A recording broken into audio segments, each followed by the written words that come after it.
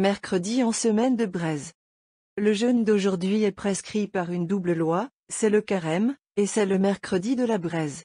C'est la même chose avec le vendredi et le samedi de cette semaine. Il y a deux objets principaux pour les jours de Braise de cette période de l'année. Le premier est d'offrir à Dieu le temps du printemps, et par le jeûne et la prière, d'y tirer sa bénédiction. La seconde est de lui demander d'enrichir de ses grâces les plus choisis les prêtres et les ministres sacrés qui doivent recevoir leur ordination le samedi. Ayons donc un grand respect pour ces 3 jours. Et que ceux qui violent, sur eux, les lois du jeûne ou de l'abstinence, sachent qu'ils commettent un double péché. Jusqu'au XIe siècle, les jours de Braise du printemps étaient conservés la première semaine de mars. Et ceux de l'été, dans la deuxième semaine de juin. C'est saint Grégoire VII qui les a réparés tels que nous les avons maintenant. C'est-à-dire les jours de Braise du printemps la première semaine du carême et ceux de l'été de la semaine de Pentecôte. La garde aujourd'hui est la basilique Sainte-Marie Majeure. Honorons la Mère de Dieu, le refuge des pécheurs. Et demandons-lui de présenter à notre divin juge l'humble hommage de notre pénitence. Recueillir. Nous te supplions, ô Seigneur, de considérer avec miséricorde la dévotion de ton peuple. Que mortifiant leur corps par le jeûne, leur esprit peut être rafraîchi par de bonnes œuvres. Par Jésus-Christ notre Seigneur. Amen. L'épître de la messe pour tous les mercredis de Braise se compose de 2 leçons de l'Écriture sainte. Aujourd'hui, l'Église nous présente les 2 grands types de carême, Moïse et Élie, afin de nous faire comprendre l'importance de ce jeûne de 40 jours, que le Christ lui-même a solennellement consacré lorsqu'il l'a observé, et a ainsi accompli, en sa propre personne, ce que la loi et les prophètes avaient préfiguré. Première leçon. Leçon du livre d'Exode 24 2.12-18. En ces jours-là, le Seigneur dit à Moïse: Viens vers moi sur la montagne, et sois là, et je te donnerai des tables de pierre, et la loi, et les commandements que j'ai écrits, afin que tu puisses les enseigner. Moïse se leva, et son ministre Josué.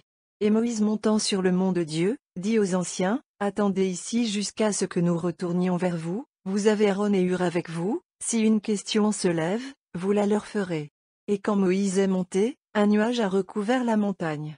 Et la gloire du Seigneur demeurait sur le Sinaï, le recouvrant d'une nuée 6 jours, et le 7e jour, il l'appela hors du milieu de la nuée.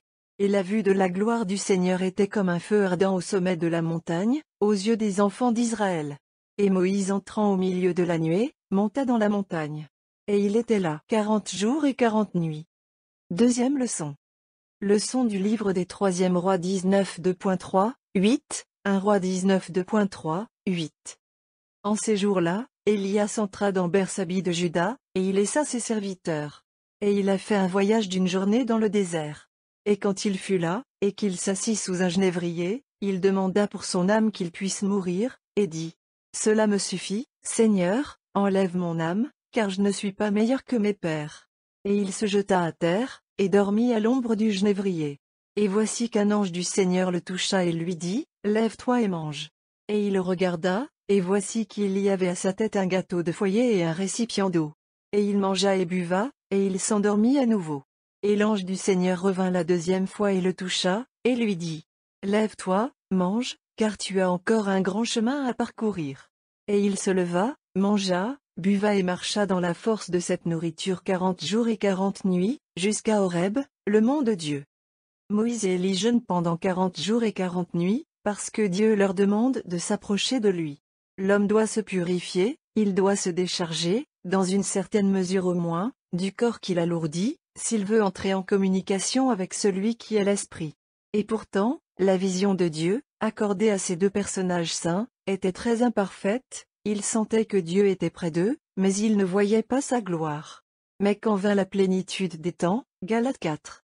4, Dieu se manifesta dans la chair, et l'homme le vit, l'entendit et le toucha.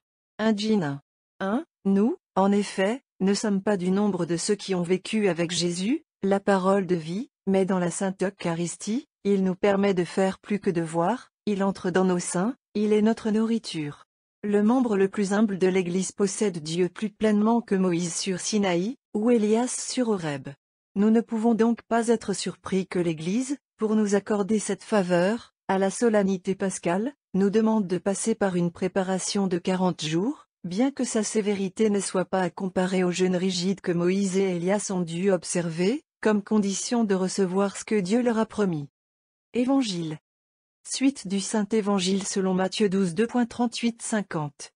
À ce moment-là, certains des scribes et des pharisiens lui répondirent en disant, « Maître, nous verrions un signe de toi. » Qui leur répondit, « Une génération maléfique et adultère cherche un signe, et un signe ne lui sera pas donné, mais le signe de Jonas le prophète. Car comme Jonas était dans le ventre de la baleine 3 jours et 3 nuits, de même le Fils de l'homme sera au cœur de la terre 3 jours et 3 nuits.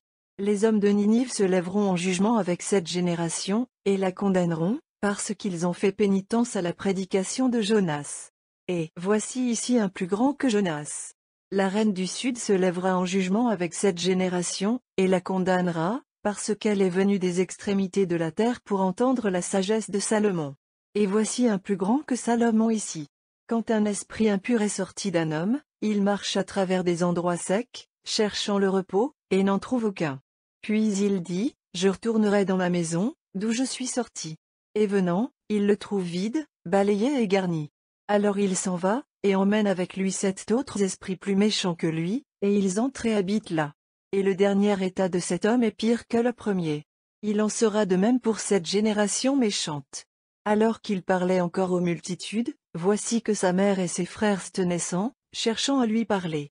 Et l'un d'eux lui dit, « Voici ta mère et tes frères se tiennent sans toi, te cherchant. » Mais il lui répondit qui lui dit, « Qui est ma mère, et qui sont mes frères ?» Et tendant la main vers ses disciples, il dit, « Voici ma mère et mes frères, car quiconque fera la volonté de mon Père, c'est-à-dire dans les cieux, il est mon frère, ma sœur et ma mère. » Notre Seigneur prévient Israël des châtiments que son aveuglement volontaire et sa dureté de cœur lui apporteront. Les hommes d'Israël refusent de croire, à moins qu'ils ne voient des signes et des prodiges. Ils les ont en abondance, mais ne les verront pas. Tels sont les incroyants d'aujourd'hui. Ils disent qu'ils veulent des preuves de l'origine divine de la religion catholique. Qu'est-ce que l'histoire, sinon un tissu de preuves? Quels sont les événements de l'époque actuelle, si ce n'est le témoignage de la vérité? Et pourtant ils restent incrédules. Ils ont leurs propres opinions et préjugés, et ils ont l'intention de s'y tenir. Comment, alors, peut-on s'étonner qu'ils n'embrassent jamais la vraie foi? Les infidèles, qui n'ont pas eu les mêmes opportunités, se lèveront en jugement avec une telle génération et la condamneront pour sa résistance à la grâce. Souvenons-nous catholiques qu'au milieu du grand mouvement religieux qui se déroule actuellement, il est de notre devoir d'être non seulement les plus fermes dans notre foi, mais aussi les plus zélés dans l'observance des lois de l'Église, comme, par exemple, le carême. L'apostolat de l'exemple produira ses fruits. Et si une poignée de chrétiens était, pour l'Empire romain, comme ce levain dont parle notre Sauveur, Matthieu 13, 31-35, et qui éleva toute la messe, quel résultat ne pouvons-nous pas attendre dans un pays comme le nôtre, qui a conservé tant de pratiques et de doctrines catholiques, si les catholiques eux-mêmes n'étaient que zélés dans l'exercice de leurs devoirs? Inclinez-vous la tête devant Dieu. Éclaire-toi, nous t'implorons, Seigneur, nos esprits avec la lumière de ton éclat, afin que nous puissions discerner ce qui doit être fait et être capables de le faire. Par le Christ notre Seigneur. Amen. Nous prenons les strophes pieuses suivantes sur le jeûne du triodion de l'Église grecque. Hymne. Merveilleuse est l'armure de la prière et du jeûne. Avec elle, Moïse devint un législateur et Élias un prêtre zélé. Laissez-nous, ô fidèles. Prenez-le résolument pour nous-mêmes et criez à notre Sauveur.